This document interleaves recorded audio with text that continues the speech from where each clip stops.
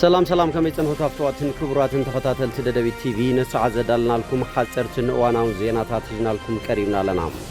تتكتاتلونا عند عدمنا بكندي ارستنت وتاتهم كنفلم نعداغا زوعل مسرحن مشتن كنودبكم ينا نابلو بزي حقاوي نامزغبو استرخبو الكسبات اب تحت قصصر كم زو على بوليس كتما شرندا سلاسه افليطو ابو ردا بزت سلسته حدثات تغبرلن ابيات تمرتي غلغالوت مهاب جميرن تግራይ አትሌታት አገልት ኺዳኑ ናይ ውልቁ ቅልጡፍ ሰዓት በመዝጋብ ተዓዊቱ መራሒ ወታደራዊ መንግስት ሱዳን አልቡርሃን ከተማ ካርቱም ካብ ዳዕመ ሰሪዕ ሓራድ ሕርም ኾና ኣብ ሱዑዲ ዓረብ ፈላማይ ዑደቱ አካይዱ ናብ ዝርዝሩ ሰይርና ለና ምሻለታው ዜናታት ቢንያም ሐድሽ ሰናይ ምክትታል ንዕዳጋ ዝውዕል መስርሕን መሸጥን ክንውድበኩም ኢና እናበሉ ብዝሕጋዊ እና መዝገቡ ዝተረኸቡ ውልቀ ሰባት ኣብ ትሕቲ ቁፅጥር ፖሊስ ከተማ ሽረንዳ ስላሴ ከም ዝወዓሉ ተሓቢሩ ዝሓለፈ ሰንበት መጋቢት 21 2017 ዓ.ም ኣብ ከተማ ሽረንዳ ስላሴ ካብ ናይ መንግስቲ መምርሕና ፍሉጦን ወጻኢ ንዕዳጋ ክትወሃብ ኢኹም እናበሉ ካብ ሓደ ሰብ 100 ቅርሺ እናተቐበሉ ድሕሪ ምዝጋብ ፖሊስ ከተማ ሽረንዳ ስላሴ ሓበሬታ ምስ በጽሖ 5 ሰባት ኣብ ትሕቲ ሕጊ ከም ዘወዓለ ተፈሊጦም ኣዛዚ ፖሊስ ከተማ ሽረንዳ ስላሴ ኣይተ ኣወጣህ ይመሰለ በዝሖም 5 ኮይኖም ካብ መምርሕን ኣሰራሓን ወጻኢ ከምውን ካብ ኣፍልጦም ምሕዳር ከተማ ሽረ ወጻኢ ብርክ ዝበለ ህዝቢ ኣብ ዝተረኸበሉ እና መዝገቡ ረኺቦም ምስ ኤግዚቢቶም ማለት እውን 84255 ብር ዝምዝግብሉ ዝነበሩ ሹም ዝርዝር ዝሓዘ ናይ ባዕሎም ወረቐትን ኣብ ቁፅፅራው ኢሎም ምጽራይ እናገበሩ ምዃኖም ኣረድዮም ከማይታ ወጣይ ገለጻ ጠለብና ሕብረተሰብ ተበሊጾም ካብ ሕግና ሰራሓን ወጻኢ ከምዛ ዓይነት ምትላላት ይበራኸቱ ስለዘለው ኩሉ ነባራይ ካብ ከምዚኦም ዝበሉ መታለልቲ ዓርሱ ክሕሉ ኣገንዚቦም ኣብዚ ጥራይ እውን ተይኮነስ ኣብ ዝተፈላለዩ ናይ ኢንተርኔት ኣክሰስ እናተጠቐሙ ምድንጋራት ይገብሩ ስለዘለው ኩሉ ነባሪ ህዝቢ ብትኹረትን ብንቕሓትን ንኽከታተሉ እውን ጻውዒት ተቕሪቦም ምክትል ከንቲባን ሓላፊ ዘፈር ቁጠባ ከተማ ሽረንዳ ስላሴ ዝኾኑ ኣይተ ተፈሪ ሃይለ መለኮት ብወገኖም እቲ ብውልቀ ሰባትና መዝገቡ ዝተረኸቡ ካብ ኣፍልጦም ምሕዳር ወጻኢ ከም ዝኾነን እዚ ኮነ ተባሂሉ ንሕብረተሰብ ብምጭውርባር ገንዘብ ንምእካብ ስለ ዝኾነ ንቐጻሊ እውን ካብ ኣፍልጦም ምሕዳር ወጻኢ ንኸይስራሕን ኩሉ ነባሪ ሕብረተሰብ ብኡነ ክከታተሎ ከም ዝግባእን ሓቢሮም ንሶም ወሲኾም ከም ዝገለጽዎ ድማ ብመምርሒ ንግድን ሰደድን ትግራይ ዝወፀ መምርሒ ተወዲቦም ኣብ ፍትሒ ኣፍልጦን ዝረኸቡ ሕጋዊ ኣነጋዶ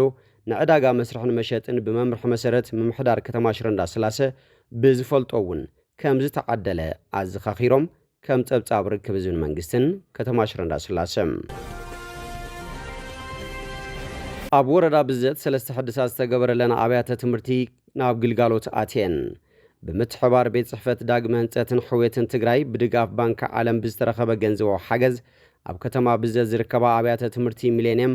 ብዘት ሙሉእ ቀዳማይ ብርኪ ቤት ትምህርትን ከምኡውን ብዘት ካልኣይ ብርኪ ቤት ትምህርትን ብህፁፅ ግብረ መልሲ በጀት ራፒድ ሪስፖንስ ቀሊል ጽገናታት ሕድሳት ብምግባር ናብ ኣገልግሎት ኣትየን ኣለዋ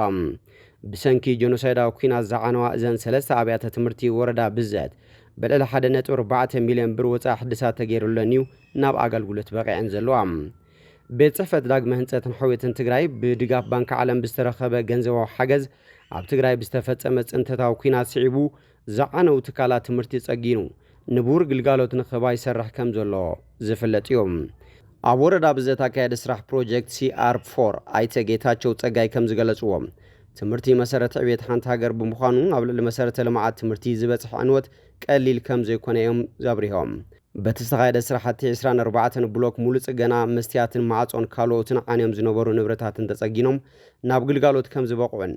ንፋስን እናተወቕዑ ኣብ ደገ ዝመሃሩ ዝነበሩ ተምሃሮ ተጠቀምቲ ከም ዝኾኑን ቀጻሊ ኣብ ዝተፈላለያ ጣብያታት ወረዳ ኣብ ማይ ትምህርቲ ጥዕናን ብርክ ዝበሉ ልምዓታዊ ስራሕቲ ንምዕማም ኣብ ከይዲ ከም ዝርከቡውን ኣይተ ጌታቸው ወሲኾም ክብል ርክብን ሓበሬታን ወረዳ ብዘት ጸብጺቦም ትግራይ ኣትሌታት ኣገልት ኺዳኑ ናይ ውልቁ ቁልጡፍ ሰዓት ብምዝጋብ ተዓዊቶም ኣብ ሃገረ ፈረንሳይ ኣብ ዝተኻየደ 10 ኪሎ ሜትር ርሕቀት ዝሸፈነ ውድድር ጉያ ጎደና ትግራይ ኣትሌታት ኣገልቲ ኪዳኑ ተዓዊትሎም ኣትሌታ ተኸልቲ ኺዳኑ ነቲ ዝተመደበ 10 ኪሎ ሜትር ርሕቀት ኣብ ውሽጢ 27 ደቂቕን 41 ሴኮንድን ብምእታው ቀዳማይ ኮይኑ ተዓዊቱ ኣትሌታ ተኸልቲ ዝሓለፈ ዓመት ኣብ ከተማ ኣዲስ ኣበባ ዝተኻየደ ውድድር ጎደና 29 ደቂቕን ባዶ 2 ሴኮንድን ቁልጡፍ ሰዓት ዝነበሮ ኮይኑ ንፈልማ እዋን ካብ ዓዲ ወፃኢ ውድድር ኣካይዱ ናይ ውልቁ ቁልጡፍ ሰዓት ድማ ኣመዝጊብሎም ብኻልእ ዜና ብሃገረ ቻይና ዝተኻየደ ፍርቂ ማራቶን ኣትሌት ዓለም ንጉስ 7ይ ደረጃ ኣትሌት ብርሆ ገብረ ዮሐንስ 8ይ ደረጃ ሒዘን ዛዚመን መራሒ ወታደራዊ መንግስቲ ሱዳን አልቡርሃን ከተማ ካርቱም ካብ ዳዕመ ሰሪዕ ሓራ ድሕሪ ምዃና ኣብ ሱዑድ ዓረብ ፈላማይ ዑደቱ ኣካይዱ ኣብ ልዕሊ ሓይልታት ዳዕመ ሰሪዕ ወሰንቲ ወታደራዊ ዓወታ ዝተጎናጸፈ ጀነራል አልቡርሃን ናብታ ኣባላት ሰራዊትን ሚሊሻታትን ምብራቕ ሱዳን ብምስልጣን እቲ ተሓጋገዞ ኤርትራ እውን ኣብ ዝቐረበ እዋን ክበጽሕ ምዃኑ ይግለጽ ኣቦ መንበር ላዕላዊ ቤት ምኽሪ ሱዳን ጀነራል ዓብዱልፈታህ አልቡርሃን ከተማ ካርቱም ካብ ሓይልታት ዳዕመ ሰሪዕ ሙሉእ ብሙሉእ ሓራ ድሕሪ ምዃና ኣብ ፈላማይ ዑደቱ ናብ ሱዑድ ዓረብ በጽሖም እቲ ላዕለዋይ ወታደራዊ ኣዛዚ ሰራዊት ሱዳን ብ28 መጋቢት ናብ ከተማ ማካብ ዝበጽሓሉ ምስ ወራሲ ዓራት ንግስነት ሱዑድ ዓረብ መሐመድ ቢን ሳልማን ብምርኻብ ኣብ ዝተፈላለየ ናይ ምትሕጋዝ መደባት ዘትዩ ንዝምድና ሱዳንን ሱዑድ ዓረብን ኣብ ምሕያል እትነጥፍ ናይ ሓባር ሽማግለ ከቑማ እውን ክልቲኦም መራሕቲ ኣብ ስምምዕ በጺሖም ጀነራል አልቡርሃን ናብ ሱዑድ ዓረብ ዘምርሐ ሓደ መዓልቲ ድሕርቲ ምስ ላዕለዋይ ልኡኽ ናይታ ንግስነት ኣብ ፖርት ሱዳን ምርኻብ እዩ ኣብቲ ናይ ፖርት ሱዳን ርክብ ኣብ ዳግመ ህንፃ ናይታ ብኹናት ሕድሕድ ዝዓነወት ሱዳን ዘተኮሩ ፕሮጀክታትን ብሱዑድ ዓረብ ክትግበሩ ዝኽእሉ መደባትን ከም ዘተይኡ ተመልኪቱ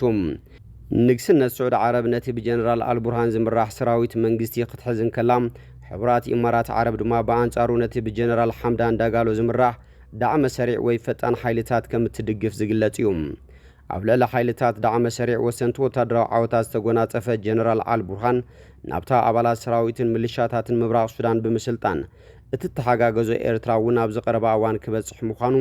ዲፕሎማሰኛታት ኣሚቶም ፍትዋትን ክቡራትን ተኸታተልቲ ደደቢት ቲቪ ንሰዓት ዘዳልናልኩም ዜናታት ነዚኦም ይመስሉ ስለትምክትታልኩም ነመስግን ብኻልኦት ክሳብ ንራኸብ ሰሰናይናኹም